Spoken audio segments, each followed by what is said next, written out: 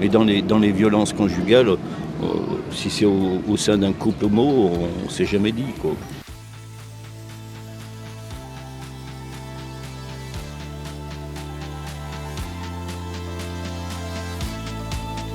Salade, tomates, Union.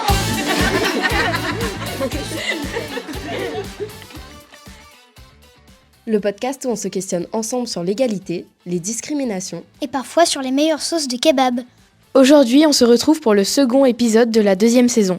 Comme on avait toujours faim de justice, on a voulu ajouter de nouveaux ingrédients. Alors aujourd'hui, on est parti interroger les Lyonnais et Lyonnaises sur les violences dans les relations non hétérosexuelles. Épisode 2. Sans violence, s'il vous plaît. Un podcast à déguster, sans modération. C'est aussi un d'accord, pas d'accord, mais version violence. Y a-t-il plus de violence dans les couples hétérosexuels que dans les couples de personnes LGBTQIA+. Je pense que oui. Oui, également. Je crois que les gens qui sont hétérosexuels, il y a plus d'ennuis. Je sais qu'en tout cas, dans les couples hétérosexuels, il y a beaucoup de violence, de la part plus des hommes contre les femmes. Mais je pense que dans tous les cas, la violence conjugale, c'est quelque chose qui doit exister malheureusement un peu partout. J'ai jamais lu quoi que ce soit à ce sujet, mais je vois pas pourquoi il y en aurait plus dans un couple plutôt qu'un autre. Là, j'ai vraiment aucune idée. Aucun avis là-dessus autour de nous. Aucune connaissance homosexuelle. Voilà. Alors donc, on n'est pas... On peut pas vous dire. On peut pas vous dire. Malheureusement, chez les couples hétéros, c'est souvent les femmes qui sont battues. Après, je suis pas spécialement étonné que dans tous les types de couples, il y ait des problèmes de violence conjugale, puisque l'humain, qu'on soit un couple hétéro ou un couple homo ou LGBT, le problème de la violence, il est plus profond que simplement une question de genre ou une question d'orientation sexuelle, quoi.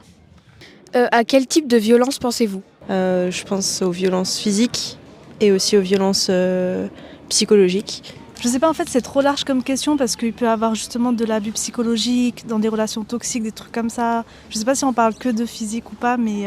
voilà. On parle de tout. Ouais, je pense que c'est un peu des deux. Peut-être même parfois en même temps.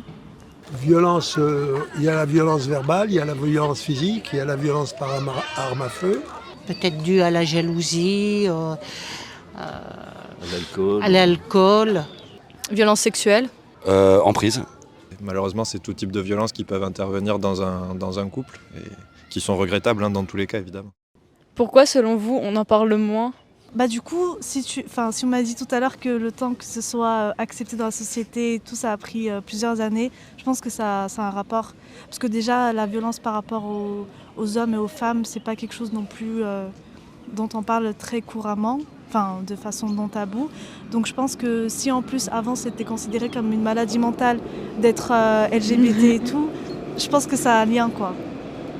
Peut-être parce que c'est des images, des idéaux qu'on a moins l'habitude encore de voir sur les réseaux, à la télévision, quoi que ce soit. Moi, j'ai l'imaginaire du mâle alpha qui va être violent, qui va vouloir avoir de la dépendance de la part d'une personne qui va être justement plus vulnérable. Et donc, c'est vrai que dans mon imaginaire, la personne vulnérable, ça va plus être une femme, même si je sais que c'est que des imaginaires, c'est que des images qu'on nous balance depuis qu'on est tout petit. Donc, ouais. Et puis, c'est un fait qui n'est pas très relaté sur les médias, hein. Voilà, c'est tout.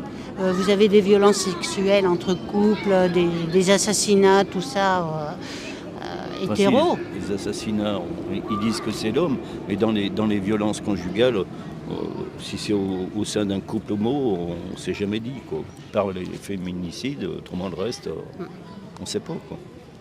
Peut-être que c'est parce que les couples LGBT sont un petit peu moins visibles dans la société, ou peut-être qu'il y a d'autres sujets autour de la question LGBT qui prennent le pas sur les violences dans les couples. Je pense qu'il y a beaucoup de gens qui doivent se déconstruire et qui n'ont pas entamé ce processus. Aussi, je pense que ça fait de la mauvaise pub. Et parce qu'ils sont condamnés d'avance. Ouais. Puisqu'ils ont le délit de sale gueule. Il y a moins d'empathie. Vous voyez ce que je veux dire ? Voilà, c'est juste. Il y a moins d'empathie. Je pense que, comme déjà ils sont assez chargés d'hostilité, si en plus on en rajoute, on n'a pas besoin d'en rajouter. Ça serait trop facile, quoi. Parce qu'on ramènerait toujours à l'homosexualité. C'est-à-dire que le moindre problème, il viendrait de ça. Moi, je pense qu'on en parle beaucoup moins parce que la communauté LGBT, elle est déjà mise de côté par déjà la société hétéronormée. Parler de violences intracommunautaires, je crois que la société hétéronormée n'accepte pas. La communauté LGBT, ils sont un peu cachés, on va les laisser cachés, on ne va pas leur donner plus de visibilité en parlant de violence au sein de leur couple. Parce que ça ferait que mettre de la visibilité sur la communauté. Et eux, ce qu'ils veulent, c'est une société soi-disant normale, alors que franchement, être hétéro, c'est pas quelque chose de normal. C'est compliqué de parler des violences qui sont faites au sein de la communauté. Celle-ci subit de nombreuses violences venant de l'extérieur. Il y a donc une idée que la communauté LGBT doit faire corps pour résister à ces violences. Et dans ce cas-là, il est plus compliqué d'admettre qu'en son sein, il y a également des violences et des pressions. C'est pas facile de dire qu'on est victime, surtout quand on est un homme, parce que l'homme dans la société, il est viril et il peut se protéger tout seul, alors que c'est faux. Il y a aussi le stéréotype qui vise les lesbiennes et qui dirait que une femme, ça sait communiquer, ça sait bien parler, c'est doux, c'est gentil. Du coup, si on met deux femmes ensemble, ça sait très bien communiquer, c'est très doux, c'est très gentil, donc il n'y a pas de violence. C'est pas facile de porter plainte quand on est victime de violences au sein d'un couple LGBT. Parce que déjà, faut dire que déjà t'es LGBT, que t'as vécu des violences, et on va peut-être pas t'écouter à cause de tous les stéréotypes qu'on a dit avant. Et aussi parce qu'à tout moment, le policier ou la personne qui récupère ta plainte, il est totalement homophobe. Il y a des structures qui existent pour mettre à l'abri des femmes qui sont victimes de violences au sein de leur couple. Mais il y a très peu de structures pour les hommes qui rempliraient la même fonction, ce qui peut mettre en difficulté, premièrement, les hommes au sein des couples hétérosexuels qui subissent des violences. Le plus souvent, c'est les hommes qui les font subir aux femmes, mais il est également possible que ce soit l'homme qui subisse des violences faites par sa femme. Il y a également dans les couples d'hommes des violences qui peuvent être faites, et du coup, ces hommes-là se retrouvent sans ressources. C'est plus dangereux d'aimer en public, on va dire, quand on fait partie de la communauté LGBT dans notre société. Mais peut-être que dans une autre, ça le sera pas. Ok, pour résumer. Les différents types de violences sont les violences psychologiques, par exemple des menaces, du chantage, du harcèlement, des humiliations, des rabaissements et de l'infantilisation. C'est quelques exemples, mais il y en a plein d'autres.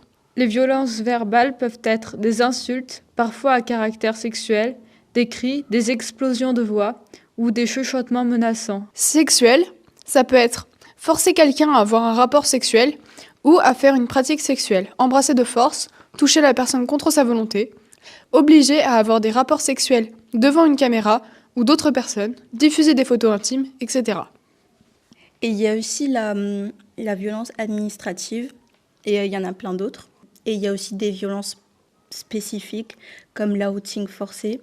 L'outing, c'est révéler son identité de genre ou son orientation sexuelle. Mais l'outing forcé, donc, c'est quelqu'un qui te force à le faire ou qui le fait sans ton consentement. Et il y a aussi les insultes LGBTophobes. En effet, les relations au sein d'un couple, même s'ils ont le même genre, ne sont pas forcément égalitaires parce qu'ils viennent peut-être, ou elles viennent peut-être, de classes sociales différentes ou d'origines différentes, de revenus différents. Et tout cela génère en soi des différences qui peuvent entraîner un rapport de domination. Et il faut rajouter que certaines identités sont plus en danger. Par exemple, être trans expose plus à subir des violences au sein d'un couple. En tout cas, quelle que soit la relation dans laquelle on est, c'est pas normal de vivre des violences. Il faut pas hésiter à se rapprocher d'associations qui luttent pour les droits LGBT.